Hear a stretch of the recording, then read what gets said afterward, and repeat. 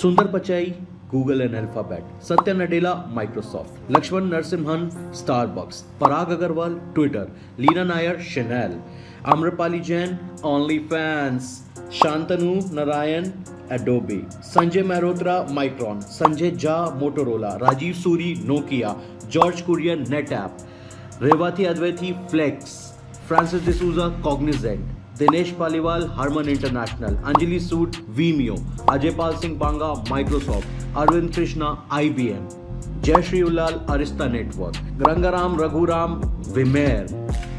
Guys guess करो ये लोग कौन है? कई लोग आप जानते होगे, कई लोग आप नहीं जानते होगे। चलो छोड़ो यार, मैं ही बता देता हूँ। ये हैं इंडियन बॉर्न या इंडियन ओरिजिन CEOs US में। ये US की कंपनीज के CEOs हैं। अब आप वंडर कर रहे होंगे, बाप रे इतने सारे हैं। करेक्ट गाइस, ये एक बहुत ही लिमिटेड लिस्ट है 17-18 लोगों की जो मैंने निकाली। कम से कम नहीं तो 30+ CEOs हैं इंडिया के। वाओ! अब आप लोग ये सोच रहे होंगे कि वाह यार, इंडिया का क्या सीन बना हुआ है US में और क्या बढ़िया ये लोग काम कर रहे हैं। बट मेरे सवाल का जवाब कोई नहीं दे पाया। ये मैंने बहुत सोचा मतलब मेरे को बहुत प्राउड फील है कि हाँ ये लोग हैं and India should be very proud. The Indian student should take motivation from these people. मैं हमेशा उस रीज़न या कोर की तरफ भागता हूँ कि अगर ऐसा है तो ऐसा क्यों है। तो करेक्ट गाइस, मैंने बहुत ज़्यादा दिमाग लगाया और मैंने ये सोचा कि इतने सारे CEOs के बारे में तो पता है सबको, बट US की कंपनीज या US हम पे इतना मेहरबान क्यों है, या हमारी इतनी वैल्यूएशन हाई क्यों है US मार्केट में कि more than 30 CEOs are from India या इंडियन सब कॉन्टिनेंट या इंडियन बॉर्न या इंडियन ओरिजिन पीपल।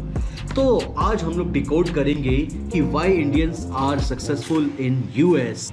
तो मैंने काफ़ी सारी रिसर्च करी, मैंने काफ़ी सारी पढ़ाई करी, मैंने काफ़ी सारे आर्टिकल्स पढ़े, मैंने सोचा समझा। जब मैंने जोड़ा घटाया गुणाकार किया और उसके बाद जब भागाकार किया कि हाँ भाई अगर ऐसा है तो ऐसा क्यों है, तो मैंने कुछ पॉइंट्स ले डाउन किए हैं गाइस जो मेरे को समझने में तो काफ़ी हेल्प किए कि हाँ भाई अगर इंडिया इतने इंडियन सक्सेसफुल हैं या इतने सारे इंडियन CEO हैं US में जाके, तो ऐसा क्यों है।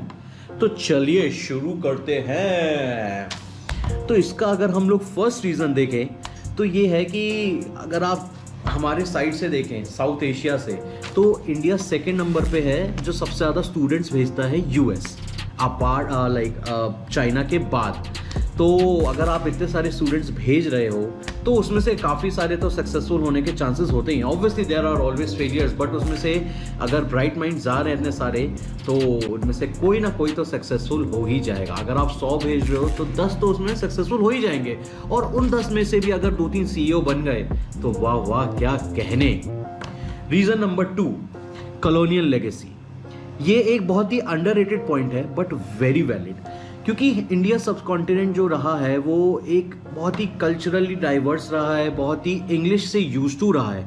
तो जब हमारे बंदे यहाँ से वहाँ जाते हैं तो उन्हें ज़्यादा प्रॉब्लम नहीं होती, क्योंकि उन्होंने डेमोक्रेसी भी देखी है, उन्होंने कल्चरल डाइवर्सिटी भी देखी है, उनको इंग्लिश भी आती है, तो सोशल एक्सेप्टेंस ज़्यादा हो जाती है rather than a Chinese student जो कि हमेशा एक डिक्टेटरशिप में रहा है।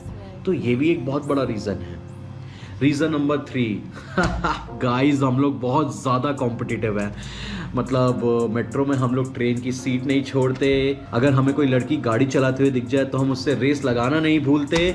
तो हम लोग काफ़ी ज़्यादा कॉम्पिटिटिव हैं, मतलब इतने कॉम्पिटिटिव हैं कि वर्ल्ड के जो हाईएस्ट एग्ज़ाम्स में कोई अपीयर होता है वो इंडिया ही है, चाहे IIT ले लो, UPSC ले लो, नीट ले लो। हम लोग इतने कॉम्पिटिटिव हैं कि किसकी कोई हद ही नहीं है। Number 4, we are very very hard working. मतलब हम लोग सही में बहुत ज़्यादा हार्ड वर्किंग है। कभी भी आप किसी एक एस्पिरेंट से ले लीजिए कि UPSC का एस्पिरेंट है, नीट का है, IIT का है, आप उसका शेड्यूल देखिए, आप उससे बात करिए, उसके दिमाग में ही और शी उनके दिमाग में बस यही चलता रहता है कि how to crack that paper. मतलब मैंने भी कॉम्पिटिटिव एग्ज़ाम दिया है जिसमें मैं 2 बार फेल हो गया था, जो कि था क्लैट। फर्स्ट ईयर में भी नहीं हुआ, फिर ड्रॉप किया। मतलब डेडिकेशन थी कि हाँ भाई क्लैट का पेपर क्लियर करना है, जाना है NLU, बट वक्त से ज़्यादा और किस्मत से पहले, सॉरी किस्मत से ज़्यादा और वक्त से पहले कभी किसी को कुछ नहीं मिलता गाइस। तो कॉम्पिटिटिवनेस में हम लोग नंबर 1 है। तो अगर हम यूएस जाके बहुत सारा हार्ड वर्किंग और कंपटीशन लगाएंगे तो हम धीरे धीरे एक सोशल लेडर में ऊपर चढ़ते जाते हैं। तो दैट्स अ मेन रीज़न कि why we are successful in US. Number 5, humility and loyalty. हम लोग फट्टे में नहीं पड़ते, हम लोग बहुत ही डाउन टू अर्थ लोग हैं और हम लोग बहुत ही लॉयल लोग हैं। मतलब उसका एग्जांपल ये है कि Arvind Krishna joined IBM in 1990 and he's still part of IBM. Satya Nadella joined Microsoft in 1992 and he's still part of Microsoft. अरे मेरे खुद के पापा ने एक कंपनी में 15-17 साल जॉब करी यार। तो हम लोग, एक तो सबसे बड़ी बात है किसी फड्डे में नहीं पड़ना चाहते हम लोग, एक लॉयल्टी वाली बहुत इफेक्ट आता है। तो उससे जो उनकी कंपनी के जो हेड्स होते हैं उनको एक बहुत ही फेथ आ जाती है कि अरे यार ये तो देखो, एक तो एक सॉल्यूशन ओरिएंटेड है, दूसरा ये ज़्यादा हल्ला गुल्ला भी नहीं मचाता, ह्यूमिलिटी, डाउन टू अर्थ आदमी, और तीसरा लॉयल है कि इतने साल सर्व किए कंपनी में। ऐसा नहीं है कि उनको ओवरनाइट सीईओ बना दिया गया, कि गूगल में सुंदर पिचाई को ओवरनाइट सीईओ बना दिया गया। नहीं डूड, बहुत साल की मेहनत थी जो कि हम लोग उनको नहीं जानते थे क्योंकि वो बड़ा फेस नहीं थे उस पॉइंट ऑफ टाइम पे। अगर आप कभी किसी कंपनी के सीईओ बनते हो तभी बड़ा फेस बनते हो। तो ये एक बहुत बड़ा रीज़न है। लिविंग द अमेरिकन ड्रीम, मतलब जितने आप इन सीईओज को देखोगे ना जो इंडिया से निकल के गए हैं, ये नहीं कि वो यूएस बॉर्न थे और इंडियन ओरिजिन के थे, नहीं, जो इंडिया से निकल के गए हैं ना, वो ज़्यादातर लोग आपको एक मिडिल क्लास बैकग्राउंड से मिलेंगे। तो इंडियन एलिट्स जो थे उनसे कंपटीशन के लिए या जो भी एक रीज़न रहा हो, हमारे को, हर इंडियन को एक अमेरिकन ड्रीम लिव करने का एक मतलब मौका चाहिए। अरे मैं खुद यूएस गया था यार 2019 में, तो मैं तो दीवाना हो गया था। मैंने कहा था यार यहाँ ज़रूर आऊँगा। तो एक जो हमारे अंदर एक लिविंग द अमेरिकन ड्रीम वाली चुल है ना, उस चीज़ को परस्यू करने के लिए हम लोग ज़रूर जाते हैं। मतलब आप समझ लो कि चाइना के बाद इंडिया ही सबसे ज़्यादा स्टूडेंट्स भेजता है वेस्ट में, तो कितना ज़्यादा डिमांड है यूएस का। तो living the American dream has always been a dream. मतलब मेरे खुद के कई सारे दोस्त जा चुके हैं गाइस, जो कि यूएस गए हैं, कनाडा गए हैं, बट जा रहे हैं एंड दे कीप गोइंग। मतलब कुछ साल अगर यहाँ पढ़ाई कर ली, उसका कुछ साल जॉब भी कर ली, लेकिन उनके दिमाग में वो रहता है कि हाँ यार अगर मेरे पास मौका है, समय है, तो मैं मास्टर्स करने तो कम से कम यूएस या कनाडा जाऊँगा। Number 7, India and America. Guys जो इंडियन एंड अमेरिकन कनेक्शन है ना, वो बहुत ही ज़्यादा स्ट्रॉन्ग है।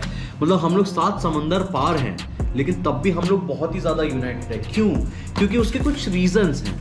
वहाँ पे भी डेमोक्रेसी, यहाँ पे भी डेमोक्रेसी, वहाँ पे भी एथनिसिटी है, यहाँ पे भी बहुत ही मल्टी कल्चरल एथनिसिटी है।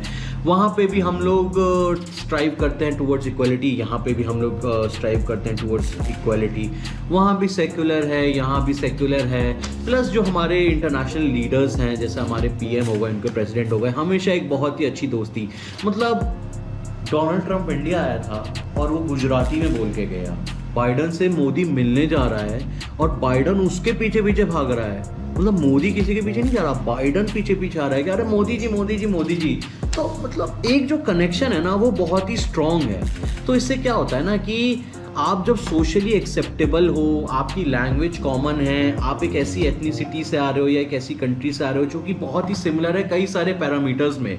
ऑब्वियसली दोनों कंट्रीज़ में कई सारे छोटे छोटे और मतलब कई सारी प्रॉब्लम्स हैं, बट जो ओवरऑल पिक्चर है वो ये है कि आपकी कंट्रीज़ एक बहुत सारे लेवल्स पे सिमिलर भी है इन टर्म्स ऑफ बिजनेस। तो उससे आपको काफ़ी ज़्यादा फ़ायदा मिलता है। एंड ये वीडियो बनाने का यही पर्पस था क्योंकि मेरे को कोई ऐसा आर्टिकल, कोई ऐसा वीडियो या कुछ दिखाई नहीं जिसमें हम इस बारे में बात कर रहे हो। मतलब हम बस ये बात करते रहते कि सुंदर पिचाई, सत्या नडेला या मतलब और भी कोई इंदिरा नूई, ये लोग सब कितने बढ़िया, ये एकदम टॉप पोस्ट पे है, बट उसका रीज़न कोई नहीं बता रहा है कि हाँ भाई ये रीज़न भी तो हो सकते हैं कि जिस वजह से कि इंडियंस को ज़्यादा प्रेफरेंस मिल रही हो आज के टाइम में यूएस में। And that's a very good thing यार। आपको अमेरिकन ड्रीम जीना है, आप जियो। आपको एक यूएस का जो एक माहौल है, अगर आप कभी किसी को भी जाने का मौका मिले ना लाइफ में गाइस, तो यूएस ज़रूर जाना। मतलब वो कंट्री बहुत ही अच्छा है, बहुत ही प्यारी कंट्री है, ऊपर से तो है। तब जब मैं गया था 15 दिन के लिए तो मुझे तो बड़ा अच्छा लगा था। But coming to the conclusion is कि आई होप आपको ये वीडियो एक पैरामीटर पे अच्छा लगा हो, समझ में आया हो। एंड भाटिया साहब is not all about seriousness Bhatia साहब इज लॉट्स ऑफ फन। मतलब अगर ये वाला वीडियो ही बनाया है तो मैंने एक प्यारा सा एलिमेंट, एक प्यार का और हंसी मजाक का जोड़ दिया है। तो अगर आपको ये वीडियो अच्छा लगा हो तो do like share and subscribe among your people. And guys बाल कट चुके हैं, होपफुली आपने हमारा पिछला वीडियो देख लिया होगा बाल वाला, जो कि उसका आई लिंक यहाँ कहीं आ जाएगा, जीतू भाई लगा दीजिएगा। So thanks a lot guys and stay tune to what's up Bhatia. एक तो लाइक और शेयर ठोक दीजिए, महाकाल का दबा के लाइक और शेयर ठोक दीजिए, 5000 लौटे दिख जाना चाहिए।